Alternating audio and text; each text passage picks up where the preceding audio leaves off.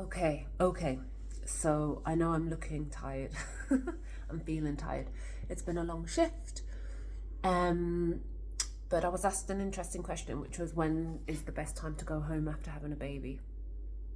Um, and to be specific, it was when's the best time to go home after having a baby and struggling with feeding.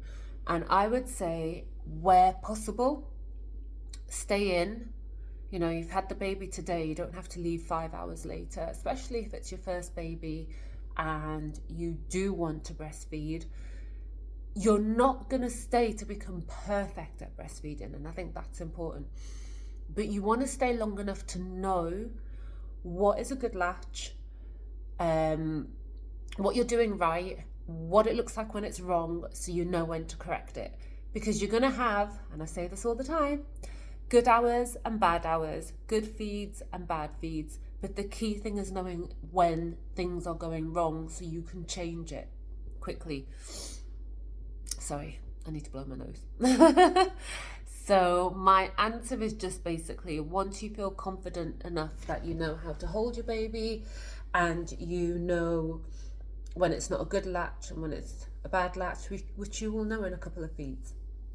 The other thing I wanted to address that somebody asked me, a baby that has jaundice, and we have done blood tests and the baby needs to stay maybe another 6 to 12 hours waiting for the next blood test.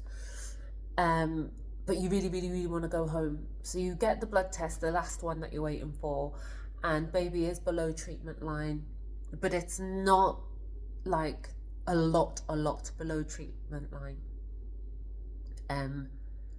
And we kind of say to you, it would be best if you stay another night, get more feeding support. Let's really make sure we can get these jaundice levels down as low as possible. I know you want to go home. I don't blame you. I want to go home after a long shift. But it's better to stay and get things sorted so that you don't have to come back. Because that tends to happen a lot sometimes. People leave when baby is well enough to leave, mum is well enough to leave, everyone's well enough to go, but really and truly we've said to you we want you to stay. So there's a reason for that, because actually mentally you are more frustrated when you have to come back and you're readmitted into hospital. So I hope that helps for anyone listening, but definitely for the ones who asked me that question recently. I hope that helps you. Now I'm going to go blow my nose, have a shower and go to bed.